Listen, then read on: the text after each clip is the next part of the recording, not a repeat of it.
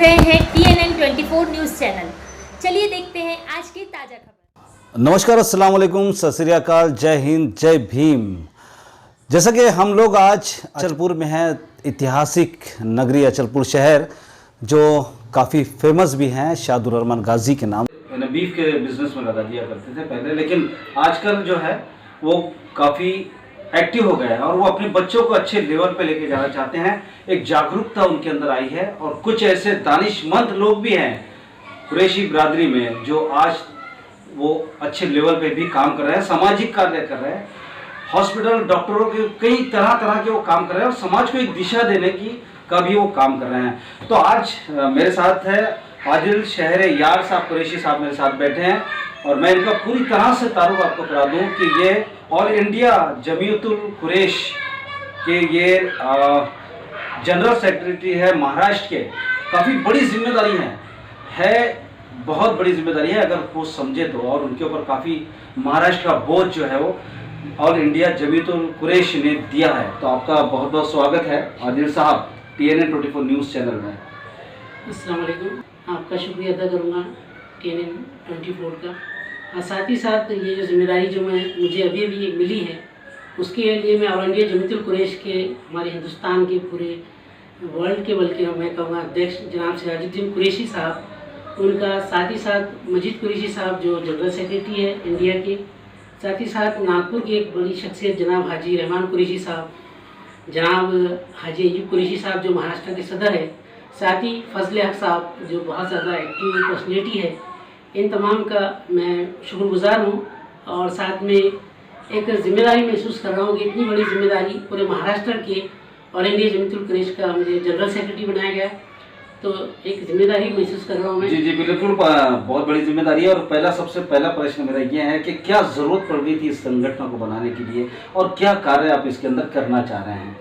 देखिए, ये संगठन आज नहीं बनी जी, ये जिनको बाबा कुरैश भैया राशिदुद्दीन कहते हैं, ये मेरठ यूपी से ताल्लुक़ रखते हैं जी। इन्होंने 1924 में कायम की थी और बाद में आगे चलकर उन्होंने उसको रजिस्ट्रेशन भी किया। तो ये बहुत पुरानी संगठन है 1924 से, यानी अब तकरीबन 100 साल होते हुए आ रहे। तो ये जो संगठन है, देखिए अब हर अलग अलग जो वर्क है, काम है, जैसा डॉक्टरों की संगठन होती है उसी तरह टीचर्स की संगठन है। तो जो डॉक्टर है वो टीचर्स के मसाइल हल नहीं कर सकते, उनके लिए अलग डॉक्टरों की संगठन की जरूरत पड़ेगी। इसी तरह टीचर्स है, मैं भी टीचर संगठन जुड़ा हूँ, अब्दुल राजीब हुसैन सर हमारे अमरावती के, उनके साथ में 14 साल से काम कर रहा हूँ। तो हम जो लोग हैं तो टीचरों के लिए काम करते हैं। इसी तरह ये जो एक कारोबार है इसके जो मसाइल है, क्योंकि हम तो पूरी उम्मत एक है, हमको कुरान ने कहा कि हम तो आदम की औलाद है, पूरी दुनिया के इंसान जो है भाई भाई है। आदिल सर, मेरा एक आखिरी सवाल है, आखिरी प्रश्न है आपसे, बड़ा इम्पोर्टेंट प्रश्न है कि आप अचलपुर शहर में हैं और अचलपुर के शहर के रहने वाले हैं जी। सेक्रेटरी तो आप पूरे महाराष्ट्र के हैं, लेकिन आपको काम जो है वो ना अचलपुर से शुरू करना पड़ेगा। तो आप किस तरह काम करेंगे, किस तरह आप लोगों को एकजुट? ये बहुत अच्छा सवाल किया आपने, क्योंकि देखिए एक थॉट है कि थिंक ग्लोबली एक्ट लोकली। आप सोचिए बैनुल अक़वामी अंदाज में, लेकिन काम करिए ज़मीन लेवल पर। तो अल्हम्दुलिल्लाह हमारी प्लानिंग है, मैंने जो हमारे यहाँ दूसरे भी टीचर हैं, हमारे शकील भाई है कुरैशी, ऐसे दूसरे भी जो ये है एक्टिव है, जो एक जज्बा रखते हैं, ऐसे लोग डॉक्टर मोइन रज़ा है, अरशद नबील साहब है, हमारे इसी तरह ख्वाजा अहमद खान सर भी है, दूसरे लोगों के साथ भी हम यहाँ पर काम कर रहे हैं। मंजिल सोसाइटी के एहतशाम नबील भी है, हाँ एहतशाम नबील साहब भी सपोर्ट करते रहते हैं। तो जाकिर शेख सर है हमारे, तो ये इनके साथ मिलकर हम ऐसा करने वाले। ये तो हो गए अलग ये पूरे शहर के लिए, लेकिन हमारी बिरादरी के अंदर जो बेवा है उनके लिए एक हम जो फंड रहेगा मुकामी तौर पर, पहला जुम्मा और तीसरे जुम्मे का हम एक एडजस्टमेंट करने वाले हैं कारोबार से ताल्लुक से। वो जो फंड जमा होगा उससे जो बेवा और जो जिसके शोहर तलाक शुदा है उनको 1000 रुपये 1500 रुपये महीना हम राशन पहुँचाएंगे, पैसे भी शहर में पहुँचाएंगे। उसके बाद जो बच्चे किताबें नहीं खरीद सकते, 8वीं तक तो फ्री में मुफ्त में थी, 9वीं 10वीं किताबें बुक बैंक बनाने वाले, जो गरीब है वो आकर किताबें ले सकता।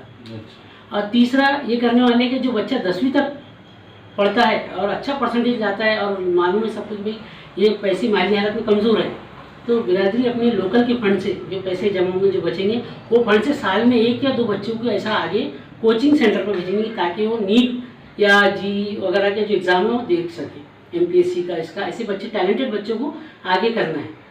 तो इस तरह इंशाल्लाह। और कारोबार के लिए रहनुमाई करना है, किस तरह अपना कारोबार थोड़ा सेफ हो, उस तरह इंशाल्लाह इस तरह की ये प्रोग्राम। तो एजुकेशन की बात हुई आदिल सर, लेकिन जो बच्चियाँ जिस परिवार की बच्चियाँ गरीब है, उनको शादी के लिए पैसा नहीं है, इंतजाम नहीं, तो उसके लिए क्या करना है?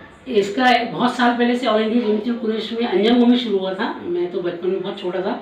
इज्तिमाई शादियों का नज़्म, सामूहिक विवाह। सामूहिक विवाह, वो एक उसका इलाज है जी। ताकि कि भाई इस तरह हम कर सकते। तो अमरावती में ऑल इंडिया जमीयतुल कुरैश के लोग हैं, वहाँ पर वो हमेशा करते हैं, हर साल होती हो। अंजम को सूरजी में 25 साल तक होती रही, अभी कुछ साल से बंद है, इंशाल्लाह शुरू करने वाले हैं। आकोला वगैरह में भी होती, बंडेरा में होती, यहाँ पर करजगांव है, वहाँ पर भी ज़बरदस्त इज्तिमाई शादी होती।